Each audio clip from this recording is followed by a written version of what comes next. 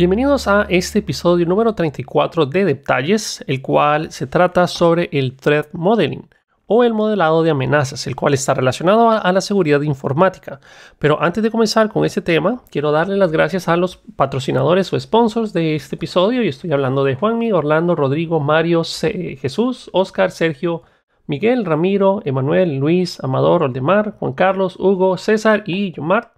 Gracias por ser patrocinadores de este episodio. Para mencionarles la fuente de donde estoy obteniendo la mayor parte de la información que les voy a decir y les voy a leer, se encuentra en el sitio oficial de OWASP o OWASP, el cual es un proyecto de código abierto dedicado a determinar y combatir las causas que hacen que nuestro software o el software en general sea inseguro. Una vez dicho eso, vamos a comenzar con una breve introducción sobre lo que es el modelado de amenazas. La visión general es que el modelo de amenazas funciona para identificar, comunicar, comprender las amenazas y las mitigaciones dentro del contexto de la protección de algo que para nosotros tiene valor o para lo que alguna entidad tenga algún valor. Un modelado de amenazas es una representación estructurada de toda la información que afecta a la seguridad de la aplicación. Enseguida, es una visión de la aplicación y entorno a través del lente de la seguridad informática o de la seguridad en general. El modelado de las amenazas se puede aplicar a una amplia gama de cosas, incluido software, aplicaciones de sistemas, redes, sistemas distribuidos, dispositivos de Internet en general, o sea, dispositivos de Internet de las cosas, IoT, Internet of Things, creo que esto es literalmente la traducción, y procesos comerciales. Un modelado de amenazas generalmente incluye descripción del tema a modelar. Más adelante les voy a dar un par de ejemplos también para que esto tenga más sentido. Pero bueno, un modelo debe de contener lo siguiente: una descripción general del tema a modelar, supuestos que pueden verificarse o cuestionarse en el futuro a medida que cambia el panorama de las amenazas, amenazas potenciales al sistema, acciones que se pueden tomar para mitigar cada amenaza, una forma de validar el modelo y las amenazas y verificar el éxito de las acciones a tomar o de las acciones tomadas. El modelado de las amenazas es un proceso para capturar, organizar y analizar toda esta información. Aplicado al software, permite tomar decisiones informadas sobre los riesgos de seguridad de las aplicaciones. Además de producir un modelo, los esfuerzos típicos del modelado de amenazas o el Threat Modeling también producen una lista priorizada de mejoras de seguridad para el concepto, los requisitos y el diseño o implementación de una aplicación. En el 2020, un grupo de profesionales de modelado de amenazas, investigadores y autores se reunieron para escribir el manifiesto de la modelación de amenazas con el fin de combatir una versión destilada de nuestro conocimiento colectivo para el modelado de amenazas de una manera que debería de informar, educar e inspirar a otros profesionales a adoptar el modelado de amenazas y así mejorar la seguridad y privacidad durante el desarrollo. El manifiesto contiene valores y principios relacionados con la práctica y adopción del modelado de amenazas, así como patrones identificados y antipatrones para facilitarlo. El objetivo del Threat Modeling. El objetivo principalmente es una familia de actividades para mejorar la seguridad mediante la identificación de amenazas y luego definir de contramedidas para prevenir o mitigar efectos que estas amenazas pueden afectar a nuestro sistema. Una amenaza es un evento indeseable, potencial o real que puede ser malicioso, como un ataque DOS, o incidental o accidental, una falla del dispositivo de almacenamiento. El modelado de amenazas es una actividad planificada para identificar y evaluar las amenazas y vulnerabilidades de nuestras aplicaciones o de las aplicaciones en general. El modelado de amenazas a lo largo del ciclo de vida. El modelado de amenazas se aplica mejor de forma continua a lo largo de un proyecto de desarrollo de software. El proceso es esencialmente el mismo en diferentes niveles de abstracción, aunque la información que se vuelve cada vez más granular a lo largo del ciclo de vida. Idealmente, un modelado de amenazas de alto nivel debería definirse al principio del concepto o la fase de planificación, es decir, cuando estamos creando nuestro software o la idea de nuestro software, y luego perfeccionarse a lo largo del ciclo de vida. Entiéndase el ciclo de vida desde su nacimiento hasta su finalización y lanzamiento. A medida de que se agregan más detalles al sistema, se crean y exponen nuevos vectores de ataque. El proceso de modelado de amenazas en curso debe examinar, diagnosticar y abordar estas amenazas. Es una parte natural del perfeccionamiento de un sistema para que se expongan nuevas amenazas. Por ejemplo, cuando se selecciona una tecnología en particular, vamos a seleccionar Java por ejemplo, se asume la responsabilidad de identificar las nuevas amenazas creadas por esa elección. Incluso las opciones de implementación como el uso de expresiones regulares para la validación pueden introducir nuevas amenazas potenciales con las cuales nosotros vamos a tener que lidiar. Es aconsejable actualizar los modelos de amenaza después de eventos como se lanza una nueva característica, se produce un incidente de seguridad, cambios arquitectónicos o de nuestra infraestructura. Modelado de amenazas, marco de 4 preguntas. ¿Existe una amenaza? Cuando la probabilidad combinada de que ocurra la amenaza y el impacto que tendría en la organización crea un riesgo significativo. El siguiente marco que les voy a decir de 4 preguntas puede ayudarlos a la organización para el modelado de amenazas. La primera pregunta es, ¿en qué estamos trabajando? La segunda, ¿qué puede ir mal? De la tercera, ¿qué vamos a hacer al respecto? Y cuarta, ¿hicimos algún buen trabajo o hicimos un buen trabajo? Hay muchos métodos o técnicas que se pueden realizar o se pueden utilizar para responder a cada una de esas preguntas. No existe una forma correcta de evaluar el espacio de búsqueda de las posibles amenazas, pero existen modelos estructurados para la ayuda o para ayudar a este proceso, a que este proceso sea más eficiente. Intentar evaluar todas las combinaciones posibles de agente de amenaza, ataque, vulnerabilidades e impactos a menudo resulta una pérdida de tiempo y esfuerzo. Es útil refinar el espacio de búsqueda para determinar las posibles amenazas a las cuales enfocarse. Por ejemplo, hay que evaluar el alcance, en qué estamos trabajando. Esto puede ser tan pequeño como un sprint o tan grande como un sistema completo. Identifique qué puede salir mal. Esto puede ser tan simple como una lluvia de ideas o tan estructurado y secuencial como ustedes quieran. Identifique las contramedidas o gestione el riesgo. Decida qué va a hacer con cada amenaza. Esto podría ser implementar una mitigación o aplicar un enfoque de aceptar, transferir o eliminar la gestión de riesgos. Evalúe su trabajo. ¿Hizo un buen trabajo superficialmente o fue un trabajo bien profundo? En general, hay que ver si hicimos el suficiente esfuerzo para mitigar esa amenaza. En unos momentos les voy a hablar sobre un proceso de modelado de amenazas estructurado. Espérenme un momento, ya vamos a llegar a ese punto. ¿Cuáles son los beneficios? Si se hace correctamente, el modelado de amenazas proporciona una línea de visión clara de un proyecto que justifica los esfuerzos de seguridad. El modelado de amenazas permite tomar decisiones de seguridad de forma racional con toda la información sobre la mesa.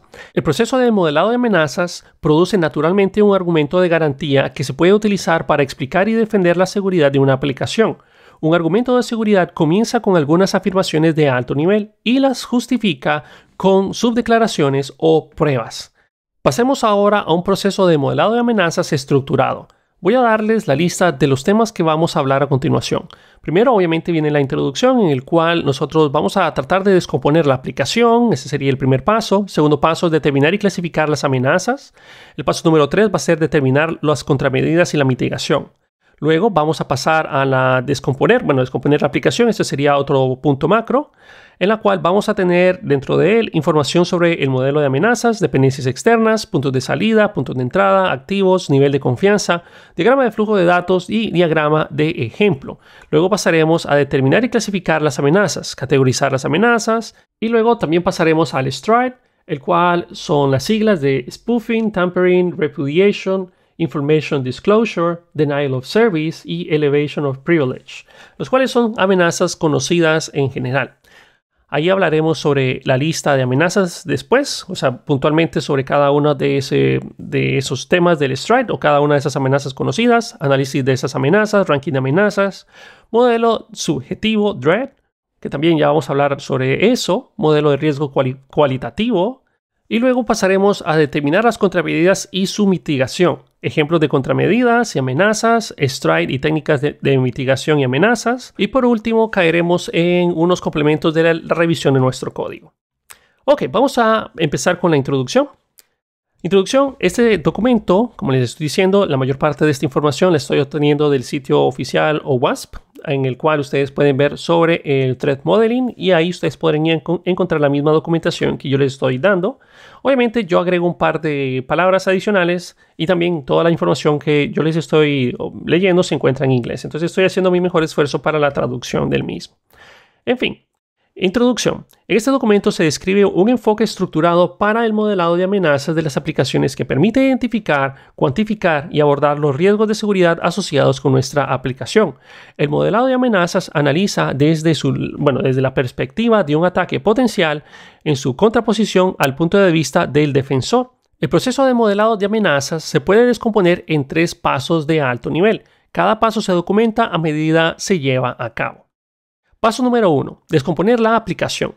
El primer paso en el proceso de modelado de amenazas tiene que ver con descomponer la aplicación y cómo interactúa con entidades externas. Esto involucra creación de casos de uso para comprender cómo se usa la aplicación, identificar puntos de entrada para ver dónde el atacante potencial podría interactuar con la aplicación, identificar activos, es decir, elementos o áreas en los que el atacante podría estar interesado, identificar los niveles de confianza, que representan los derechos de acceso que la aplicación otorga a las entidades externas. Esta información está documentada en un documento, valga la redundancia, de modelado de amenaza resultante. También se puede utilizar para producir diagramas de flujo o de datos para la aplicación. En estos diagramas se muestran las diferentes rutas a través del sistema, destacando los límites y sus privilegios de cada uno de ellos. Paso número 2. Determinar y clasificar las amenazas. Es fundamental para la identificación de amenazas utilizar una metodología de categorización de amenazas. Se puede utilizar una categorización de amenazas como STRIDE, las que les mencioné hace unos instantes, o el marco de seguridad de aplicaciones ASF, que define categorías de amenazas como una auditoría y registro, autenticación, autorización, gestión de configuración, protección de datos de almacenamiento y tránsito, validación de datos y gestión de excepciones. El objetivo de la categorización de amenazas es ayudar a identificar las amenazas tanto desde el recordemos que aquí estamos hablando de todos los problemas de STRIDE, como de la perspectiva de la defensiva, ASF. Los DFD, que estoy hablando de diagramas de flujo de datos, producidos en el paso número 1, ayudan a identificar los posibles objetivos de amenaza desde la perspectiva del atacante, como fuentes de datos, procesos de flujo de datos y las interacciones con los usuarios. Estas amenazas pueden clasificarse además como las raíces de los árboles amenazados. Hay un árbol para cada objetivo de amenaza. Desde la perspectiva de la defensiva, la categorización ASF ayuda a identificar las amenazas como debilidades de los controles de seguridad para tales amenazas.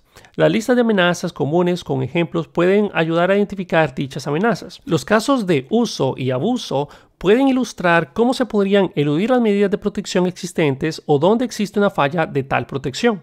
La determinación del riesgo de seguridad para cada amenaza se puede realizar utilizando el modelo de riesgo basado en valores como DREAD, a un modelo de riesgo cualitativo, menos subjetivo basado en factores de riesgo general, por ejemplo, probabilidad e impacto. Paso número 3. Determinar las contramedidas y la mitigación. Una vulnerabilidad puede mitigarse con la implementación de una contramedida. Estas contramedidas se pueden identificar utilizando la lista de mapeo de amenazas y contramedidas. Una vez se asigna una clasificación de riesgo a las amenazas hechas en el paso número 2, es posible clasificar las amenazas de mayor a menor riesgo y priorizar los esfuerzos de mitigación. Las estrategias de mitigación de riesgos pueden implicar la evaluación de estas amenazas a partir del impacto empresarial que plantean. Una vez se identifica el posible impacto, las opciones para abordar el riesgo incluyen aceptar, es decir, qué impacto empresarial es aceptable, eliminar componentes que hacen posible la vulnerabilidad, mitigar, agregue comprobaciones o controles que reduzcan el impacto del riesgo o las posibilidades de que esto ocurra. La siguiente sección o las siguientes secciones, realmente son varias, vamos a examinar estos pasos en profundidad y proporcionar ejemplos de modelado desde lo que es el punto de vista resultante en un formato estructurado. Descomponer la aplicación. El objetivo de este paso es comprender la aplicación y cómo interactúa con las entidades externas. Este es el objetivo, se logra mediante la recompilación de la información y la documentación. El proceso de recopilación de la información se lleva a cabo utilizando una estructura claramente definida, lo que garantiza que se recopile la información correcta. Pasemos ahora a hablar sobre la información general del modelo de amenazas. La información que identifica el modelo de amenazas generalmente incluye la siguiente información. Nombre de la aplicación, obviamente, es el nombre de la aplicación a examinar. Versión de la aplicación, la versión de la aplicación a examinar. Descripción, una descripción de alto nivel de la aplicación. Cuando estamos hablando de alto nivel, significa que es algo bastante cercano al lenguaje en el cual nosotros estamos hablando. Es decir, algo que sea fácil de comprender, nada de tecnicismos en ese punto. Propietario del documento. El documento, ¿de quién es este documento propiamente? El propietario del documento del modelo de amenazas. Participantes, los participantes involucrados en el proceso de identificación y modelado de amenazas para esta aplicación y para esta versión. Revisor, aquí están todos los revisores del modelado de amenaza, el cual puede ser uno o varios. Vamos a leer un ejemplo de una introducción de la información del modelo de amenazas. Por ejemplo, información del modelo de amenazas, versión de la aplicación 1.0, descripción. El sitio web de la biblioteca de la universidad es la primera implementación de un sitio web que proporciona a los bibliotecarios y sus usuarios de la biblioteca, estudiantes y personal de la universidad, servicios en línea. Como esta es la primera implementación del sitio web, la funcionalidad será limitada. Habrá 3 tipos de usuarios en la aplicación: estudiantes, personal y bibliotecarios. El personal y los estudiantes podrán iniciar sesión, buscar libros y los miembros del personal pueden solicitar libros. Los bibliotecarios pueden iniciar sesión, agregar libros, agregar usuarios y buscar libros. Propietario del documento, David no sé qué. Participantes, David no sé qué. Revisor, Ion no sé qué. los apellidos de las personas. Dependencias externas. Las dependencias externas son elementos externos al código de la aplicación que pueden representar una amenaza en la aplicación. Por lo general, estos elementos todavía están bajo el control de la organización, pero posiblemente no estén bajo el control del equipo de desarrollo. La primera área a considerar al investigar las dependencias externas en entorno de producción y los requisitos. Es útil comprender qué se deben de ejecutar o no en la aplicación, es decir, qué se puede ejecutar y qué no se debe ejecutar en la aplicación. Por ejemplo, si se espera que la aplicación se ejecute en un servidor que ha sido reforzado según el estándar de endurecimiento de la organización, se espera que se asiente detrás de un firewall. Entonces, esta información debe documentarse en la sección de dependencias externas. Las dependencias externas deben documentarse de la siguiente manera. Número 1, el ID. Un ID único asignado de la dependencia externa. 2, la descripción. Una descripción textual de la dependencia externa. Leamos un ejemplo. Aquí están están presentando una tabla en la cual tiene una columna llamada ID y la descripción, y la tabla se llama dependencias externas. Empecemos con el ID número 1. El sitio web de la biblioteca de la universidad se ejecuta en un servidor Linux con Apache. Este servidor se reforzará según el estándar de esfuerzo de servidores de la universidad. Esto incluye la instalación del último sistema operativo y parches de seguridad de la aplicación. ID número 2. El servidor de la base de datos será MySQL o MySQL y se ejecutará en el servidor Linux. Este servidor se reforzará según el estándar de refuerzo de servidores de la universidad. Esto incluirá las instalaciones del último sistema operativo y parches de seguridad de MySQL o MySQL. ID número 3. La conexión entre el servidor web y el servidor de base de datos se realizará a través de una red privada. ID número 4. El servidor web está detrás de un firewall y la única comunicación disponible es TLS. Pasemos ahora a los puntos de entrada. Los puntos de entrada definen las interfaces a través de los cuales los atacantes potenciales pueden interactuar con la aplicación o proporcionarles datos. Para que un atacante potencial ataque la aplicación o una aplicación deben existir puntos de entrada. Los puntos de entrada de una aplicación se pueden superponer. Por ejemplo, cada página web de una aplicación web puede contener varios puntos de entrada. Los puntos de entrada muestran dónde entran los datos al sistema, es decir, campos de entrada, métodos, etc. Y los puntos de salida son los lugares que salen de nuestro sistema, es decir, salida dinámica, métodos, algún texto, etc. Ahora, estos puntos de entrada y salida se definen un límite de confianza. Ustedes pueden ver más sobre límites de confianza si se ponen a pensar qué tipo de usuario ustedes van a tener en su aplicación. Si todos los usuarios, por ejemplo, son usuarios internos que trabajan bajo un contrato, entonces es un nivel de confianza diferente a que si ustedes fueran o están habilitando su aplicación para uso de toda la humanidad. Entonces ahí tienen otro nivel de confianza. También se puede ver más al respecto allá afuera. Los puntos de entrada deben de documentarse de la siguiente manera. Primero, el ID, un ID único el cual nosotros le estamos asignando el punto de entrada. Esto se utiliza para hacer referencia cruzada del punto de entrada con el cual estamos nosotros trabajando con la amenaza o la vulnerabilidad que nosotros identificamos. El caso de puntos de entrada en capas debe de usar la notación mayor-menor. Luego pasaremos a la segunda columna, que va a ser el nombre. El nombre es algo descriptivo que identifica el punto de entrada y su propósito. Luego pasamos a la descripción. Una descripción textual que detalla la interacción o procesamiento que ocurre con ese punto de entrada. Niveles de confianza. El nivel de confianza, esta sería la cuarta columna, el nivel de acceso requerido en el punto de entrada. Estos se compartirán o se comportarán con los niveles de confianza definidos más adelante en el documento. Vamos a leer el ejemplo siempre siguiendo el caso de la biblioteca. Ejemplos. Puntos de entrada y se definen las cuatro columnas ID, nombre, descripción y niveles de confianza. ID número 1, que es el nombre puerto HTTPS, descripción. El sitio web de la biblioteca de la universidad solo será accesible a través de TLS. Todas las páginas del sitio web de la biblioteca de la universidad están superpuestas en ese punto de entrada. Niveles de confianza. 1. Usuario web anónimo. 2. Usuario de credenciales de inicio de sesión válidas. 3. Usuario con credenciales de inicio de sesión no válidas. 4. Bibliotecario. ID número 1.1, página principal de la biblioteca. La página de inicio del sitio web de la biblioteca de la universidad es el punto de entrada para todos los usuarios. Luego pasamos a la parte de los niveles de confianza. 1. Usuario web anónimo. 2. Usuario web con credenciales de inicio de sesión válidas. 3. Usuario con credenciales de inicio de sesión no válidas. Y 4. Bibliotecario. ID 1.2, página de inicio de sesión. Los estudiantes, profesores y bibliotecarios deben de iniciar sesión en el sitio web de la biblioteca de la universidad antes de poder llevar a cabo cualquiera de estos casos. Ahora hablemos sobre los niveles de confianza. 1, que son los mismos: usuario web anónimo, usuario web con credenciales válidas de inicio de sesión, usuario con credenciales de inicio de sesión no válidas y el bibliotecario. ID 1.2.1, función de inicio de sesión. La función de inicio de sesión acepta las credenciales proporcionadas por el usuario y las compara en la base de datos.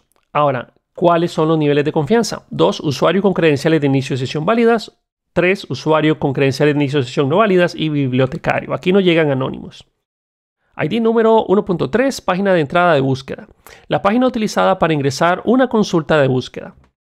Los niveles de confianza: 2, usuario con credenciales de inicio de sesión válidas. 4, bibliotecario. Pasemos a los puntos de salida. Los puntos de salida pueden resultar útiles cuando se ataca al cliente. Por ejemplo, las vulnerabilidades de secuencias de comandos entre sitios y vulnerabilidades de divulgación de información requieren un punto de salida para que se complete el ataque.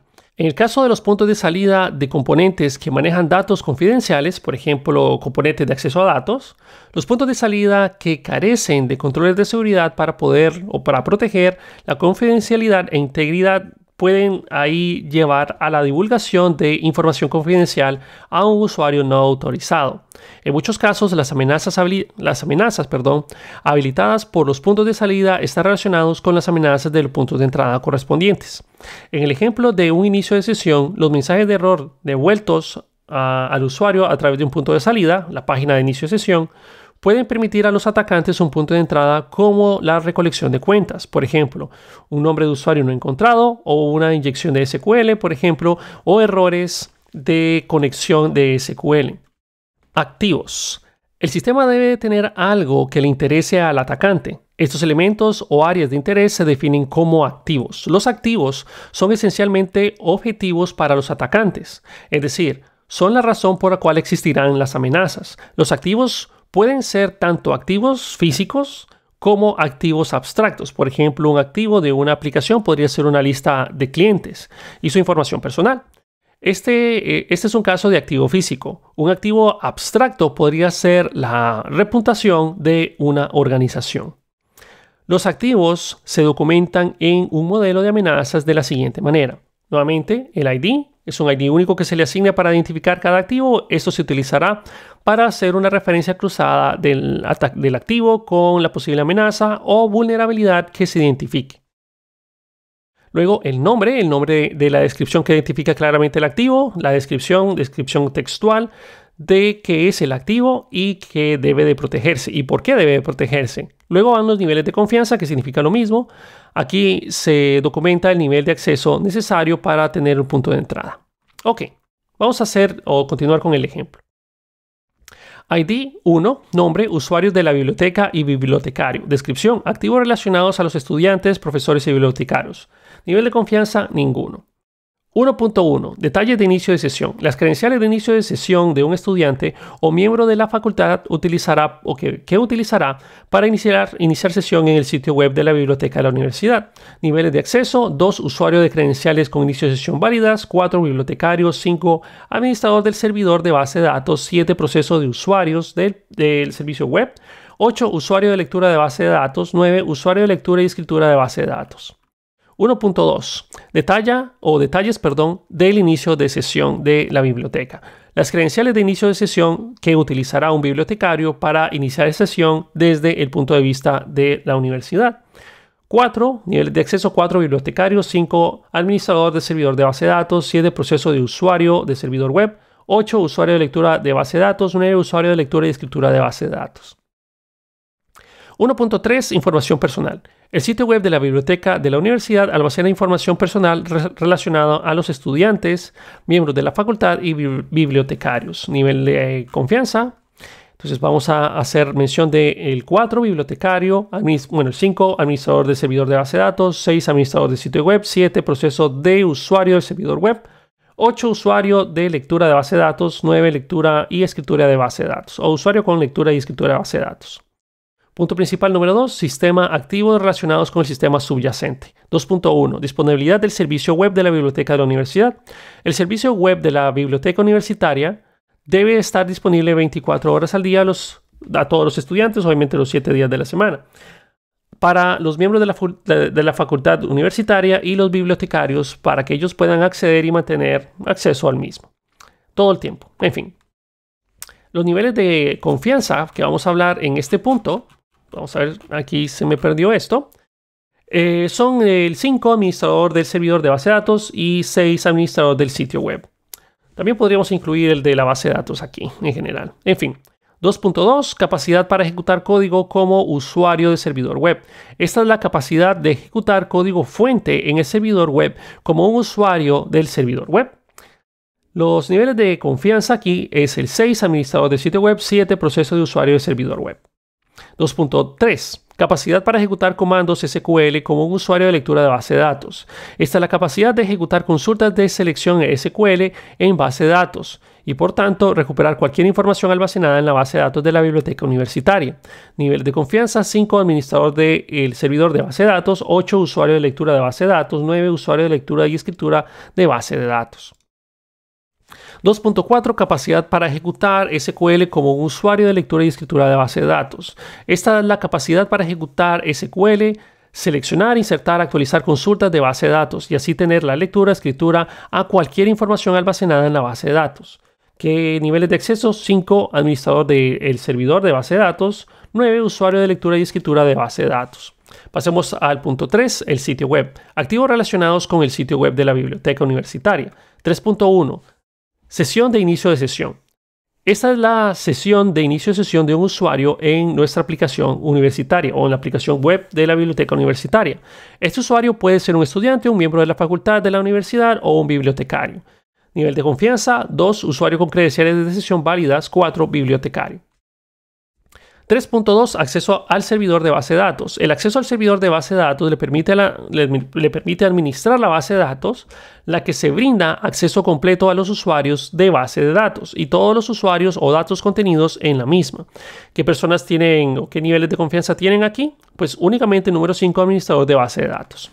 3.3, capacidad para crear usuarios. La capacidad para crear usuarios permitirá al individuo crear nuevos usuarios al sistema.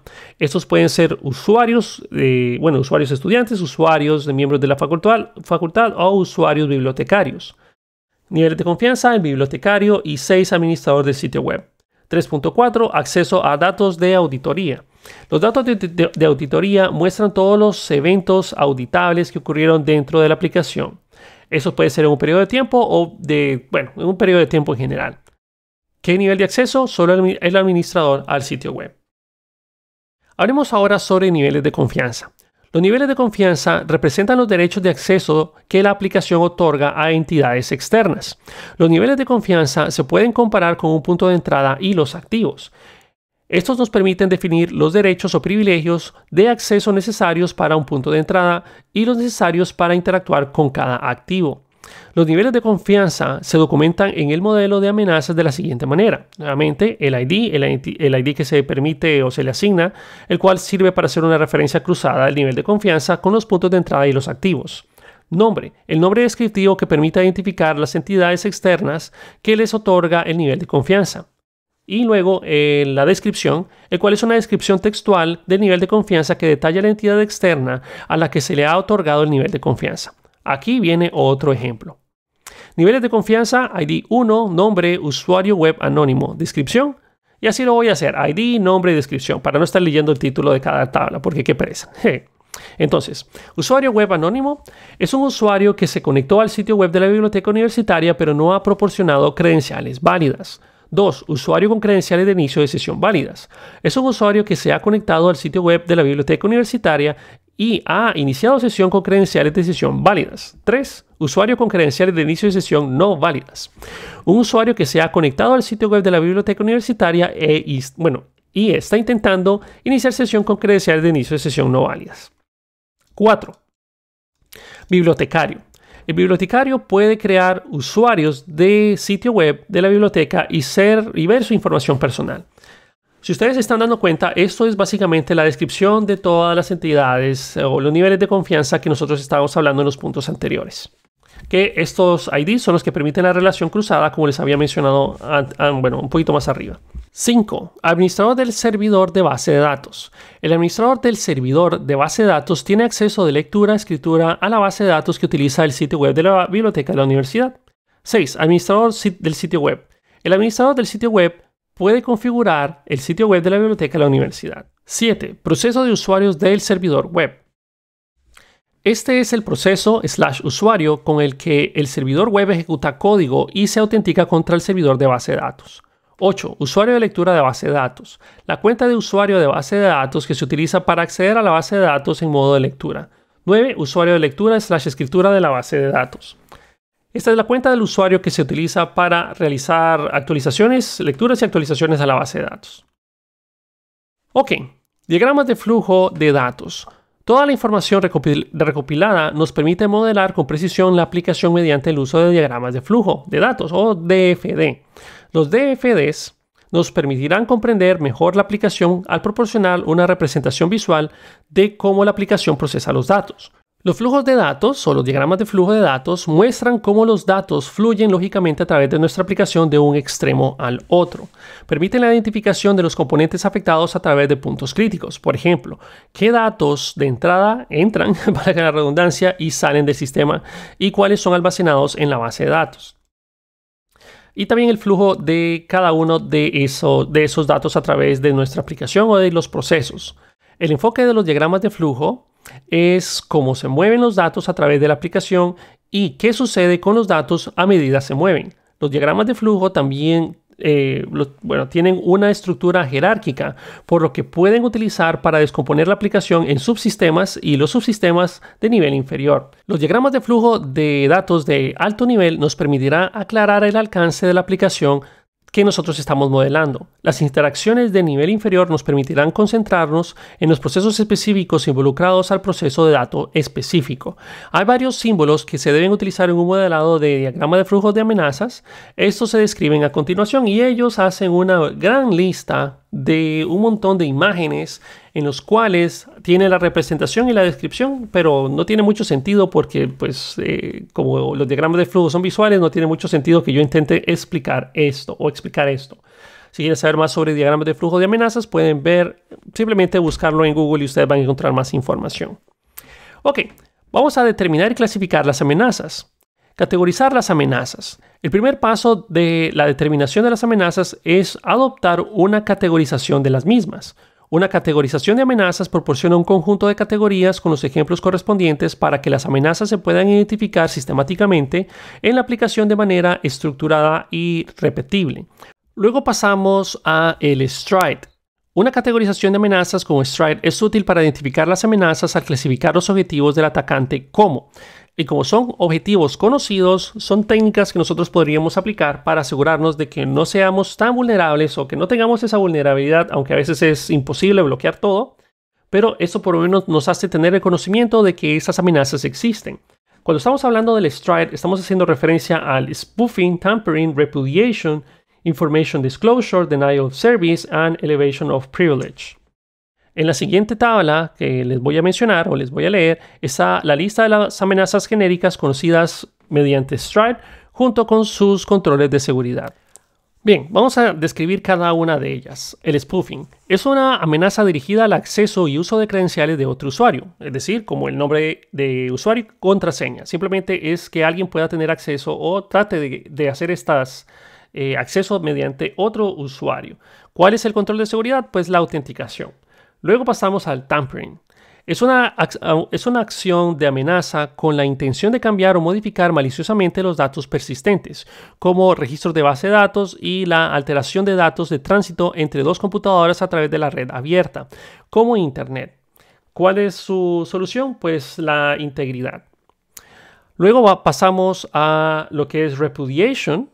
Es una acción de amenaza dirigida a realizar las operaciones prohibidas en un sistema que carece de la capacidad de rastrear las operaciones. Pues la verdad es que el control de seguridad es no repudiation.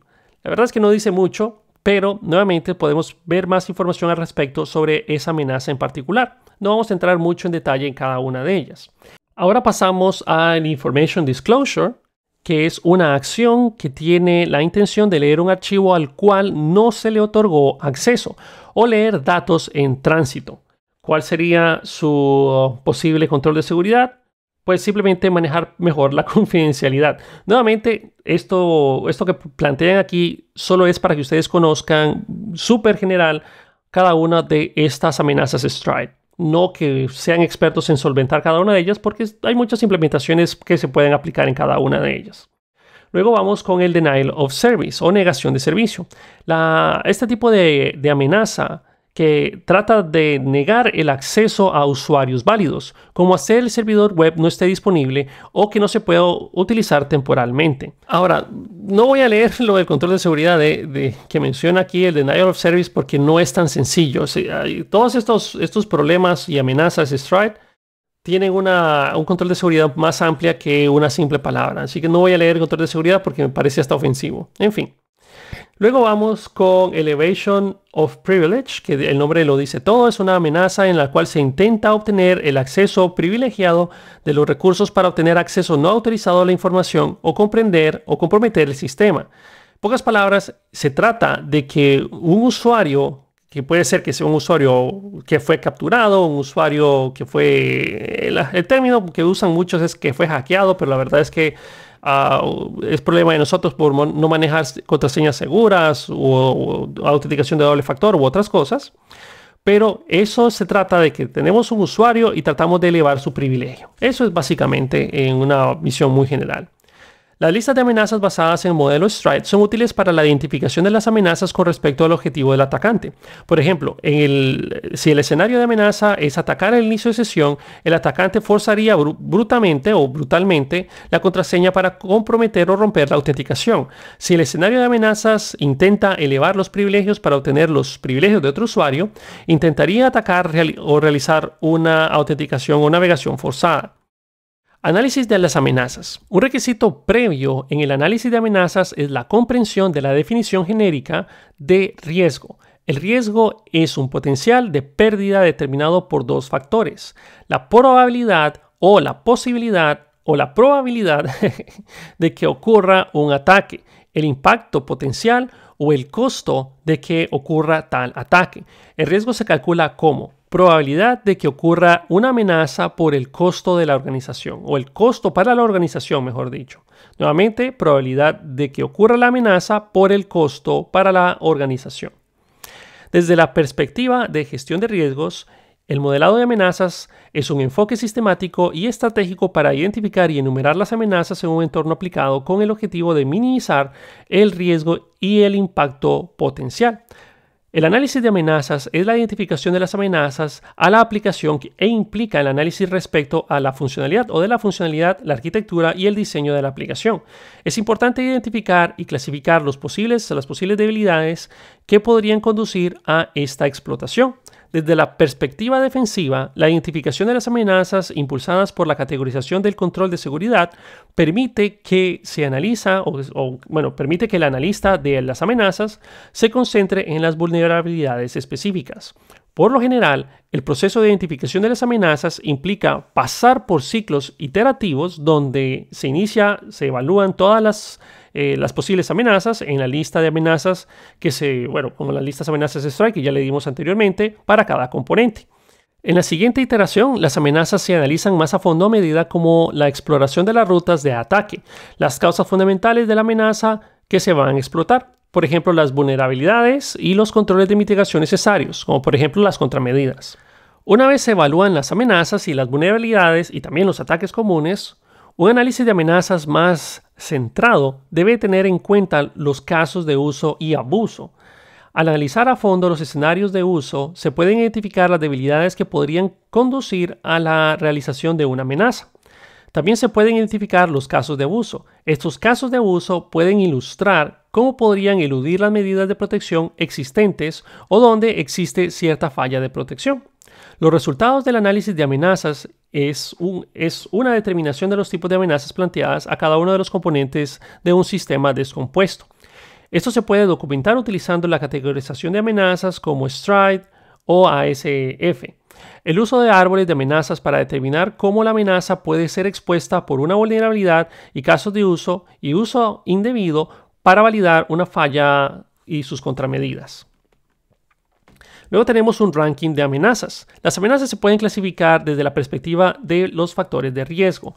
Al determinar el factor de riesgo que plantean las diversas amenazas identificadas, es posible crear una lista priorizada de amenazas para respaldar una estrategia de mitigación de riesgos, como la priorización de las amenazas a mitigar primero. Se pueden utilizar diferentes factores de riesgo para clasificar las amenazas como el riesgo alto, medio o bajo. En general, los modelos de riesgos de amenazas utilizan diferentes factores para modelar los riesgos. Modelo subjetivo DREAD. El modelo de evaluación de riesgos de Microsoft DREAD, la factorización de riesgos permite la asignación de valores a los diferentes factores que influyen en una amenaza.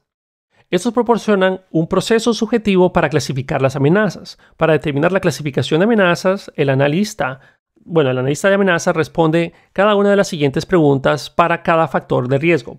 Ahora, estas amenazas DREAD las voy a descomponer. Disculpen porque los voy a leer en español, que la verdad es que las palabras son algo complicadas de pronunciar y mi inglés no es tan bueno. Entonces, estamos hablando de la primera, DREAD, D de damage. Ya voy a explicar cada uno de ellos en detalle, pero solo voy a dar una breve descripción, no es la gran cosa tampoco, o sea, en cuanto a la descripción que está definida en la documentación. Luego viene la R de reproductividad, la E de explotación, se podría ver de esa manera. Luego la A de usuarios afectados, affected users. Y la última D es de qué tan fácil es para los usuarios o los atacantes descubrir esta vulnerabilidad. Ahora, una breve descripción de cada uno de los puntos del damage es que qué tan grande sería el daño si el ataque tuvo éxito. La R es fácil reproducir el ataque, es decir, la reproducción del ataque. Luego viene la E de explotación. Podríamos verlo de esa manera. ¿Cuánto tiempo se necesita o se necesita esfuerzo y experiencia para reproducir o explotar esta amenaza? Luego, affected users. Si una amenaza fueron explotados, o sea, si esta vulnerabilidad fue explotada, ¿qué porcentaje de usuarios se verían afectados? Y esta última D de descubrir, ¿qué tan fácil es para el atacante descubrir esta amenaza? Se utiliza un sistema de puntos del 1 al 10 que representa una gravedad de baja a alta para calcular una puntuación DREAD. Ahora, aquí ellos plantean un ejemplo siempre siguiendo el factor de la parte de la biblioteca. En fin, ejemplo, amenaza. El usuario malintencionado ve información confidencial de los estudiantes, profesores y bibliotecarios. 1. Potencial daño. amenaza de la reputación, así como la responsabilidad financiera y legal. Luego, reproductividad o reproducibilidad. Creo que ahora se lo dije bien. Totalmente reproducible. Luego vamos con la explotabilidad. Requiere estar en la misma subred o haber comprometido un enrutador o un router. Usuarios afectados. Afecta a todos los usuarios. Capacidad de descubrimiento. Se pone fácilmente. Y aquí ellos le están poniendo los números de evaluación. Por ejemplo, potencial daño tiene el nivel de 8. La reproducibilidad tiene el nivel de 10. Explotabilidad 7, usuarios afectados 10, capacidad de descubrimiento 10. Entonces, puntuación general de Dread para esta amenaza empieza a ser la suma 8 más 10 más 7 más 10 más 10 entre 5 porque son 5 puntos que tenemos acá, entonces el promedio es 9, o sea, es una amenaza bastante alta. El modelo Dread no tiene un uso generalizado en la industria, ya que las clasificaciones son subjetivas. Sin embargo, dentro de la organización, los modelados o los modelos que emplean la clasificación subjetiva pueden ayudar a aclarar las prioridades para abordar este riesgo. Modelado de riesgo cualitativo. Un modelado de riesgo genérico consiste o considera el riesgo como un cálculo. Recuerde que el riesgo está determinado por la probabilidad de un atacante y el impacto que éste tiene. Nuevamente la fórmula, probabilidad de que ocurra una amenaza por el costo para la organización. La productibilidad o probabilidad puede determinarse por la facilidad de explotación. Esto depende del tipo de amenaza y las características del sistema, así que también podríamos considerar las contramedidas que ya están implementadas. El siguiente es un conjunto de consideraciones para determinar la facilidad de explotación. 1. ¿Puede un atacante explotar esto de forma remota? 2. ¿El atacante necesita estar autenticado? 3. ¿Se puede automatizar el exploit? El impacto depende principalmente del daño potencial y su extensión, como la cantidad de componentes que pueden verse afectados por una amenaza. Las preguntas para ayudar a determinar el daño potencial son: ¿puede un atacante apoderarse o manipular completamente el sistema? ¿Puede un atacante obtener acceso administrativo al sistema? ¿Puede un atacante bloquear el sistema? ¿Puede un atacante obtener acceso a la información sensible como las claves o tokens? En fin, preguntas para ayudar a determinar la cantidad de componentes que pueden verse afectados por una amenaza. 1. ¿Cuántas fuentes y sistemas de datos conectados pueden verse afectados? 2. ¿Cuántas capas de componentes de infraestructura pueden atravesar el agente de amenazas? Esos ejemplos ayudan en el cálculo de los valores de riesgo generales al asignar los valores cualitativos como alto, medio o bajo a los factores de probabilidad e impacto. En este caso, el uso de valores cualitativos en lugar de números, como en el caso del modelo Dread, ayuda a evitar la clasificación se vuelva demasiado subjetiva, determinar las contramedidas y mitigación. El propósito de la identificación de las contramedidas es determinar si existe algún tipo de medida de protección, por ejemplo, algún control de seguridad, nuevas políticas, etc., que puedan evitar que se materialice una amenaza. Las vulnerabilidades son entonces aquellas amenazas que no tienen contramedidas. Cuando las amenazas se han categorizado con STRIDE o ASF, es posible encontrar contramedidas apropiadas dentro de la categoría dada, lo cual nosotros podemos investigar más técnicas que se pueden aplicar directamente en cada uno de esos puntos. Al usar STRIDE, la siguiente tabla de mitigación de amenazas se puede utilizar para identificar técnicas que se pueden implementar. Por ejemplo, vamos a hablar sobre el tipo de amenaza, falsificación de identidad, técnicas de mitigación. Las técnicas de mitigación de una falsificación de identidad: autenticación adecuada. 2. Proteger los datos secretos, cifrados. Y no almacenar nada de información secretos del lado del cliente. Luego viene la manipulación de datos, autorización adecuada, hashes, MAC, firmas digitales, protocolos de pruebas de manipulaciones. Pruebas antimanipulaciones. Luego viene el repudio. Firmas digitales, marcas de tiempo, pistas de auditoría, divulgación de información, autorización, protocolos de privacidad mejorada, cifrado, proteger secretos, no almacenar secretos del lado del cliente, navegación de servicios, autenticación adecuada, autorización adecuada, filtración, regulación y calidad de servicio, evaluación de privilegio o elevación de privilegio, ejecutar con un mínimo de privilegios. Una vez se han identificado las amenazas y las contramedidas correspondientes, se puede derivar en un perfil de amenazas con los siguientes criterios. 1. Amenazas no mitigadas. Amenazas que no tienen ninguna contramedida y representan vulnerabilidades que pueden explotarse por completo y causar un impacto. 2. Amenazas parcialmente mitigadas. Amenazas que parcialmente están mitigadas por una o más contramedida y pueden explotarse parcialmente para causar un impacto limitado. Amenazas totalmente mitigadas. Estas amenazas tienen las contramedidas adecuadas y no exponen vulnerabilidades. Para cerrar, complementando la revisión de código, el modelado de las amenazas no es un método para revisar el código, pero complementa el proceso de revisión de código de seguridad.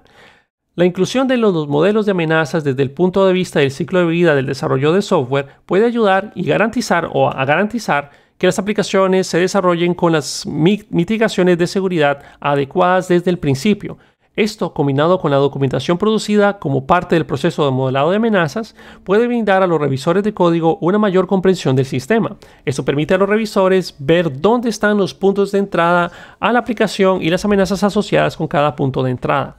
Cuando el análisis del código fuente se realiza fuera del ciclo de vida de la generación del sistema de software, como por ejemplo aplicaciones existentes, el modelado de amenazas ayuda mucho a aclarar la complejidad del código fuente. En otras palabras, en lugar de revisar todo el código fuente con el mismo enfoque, puede priorizar la revisión del código de seguridad de los componentes, donde el modelado de amenazas indica amenazas de mayor riesgo.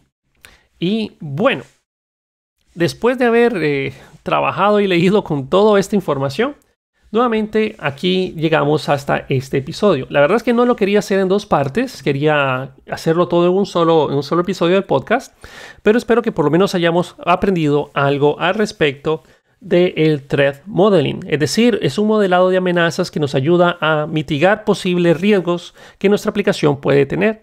Recordemos que lo más valioso para cualquier organización es su información. No es cuántos carros tiene o el edificio. No, lo más importante es la información que ellos tienen almacenada en sus bases de datos. Y son los lugares donde principalmente los atacantes van a intentar ya sea o robar o destruir. Tengan mucho cuidado y si quieren saber más, los invito a que vayan al sitio de OWASP.org para que tengan más información al respecto. Esto sería todo por este episodio y nuevamente quiero darles gracias a los sponsors del mismo, que son Juanmi, Orlando, Rodrigo, Mario, Jesús, Oscar, Sergio, Miguel, Ramiro, Emanuel, Luis, Amador, Oldemar, Juan, Hugo, César y Yomar. Gracias por ser patrocinadores de este episodio. Y nuevamente gracias a todas las personas que me escuchan, porque gracias a ustedes y a las estadísticas que me arroja Anchor, que es la aplicación que uso para subir mi podcast a todo lado, veo que por lo menos el podcast es escuchado por unas cuantas personas y eso me llena de satisfacción. Nuevamente espero que por lo menos les haya picado la curiosidad y que ahora ustedes ya sepan un poco más de lo que sabían cuando empezaron a escuchar este episodio. Lo dejamos así, espero lo hayan disfrutado y que hayan llegado sanos y salvos a su trabajo o donde sea que me estén escuchando. Cuídense mucho, hasta la próxima.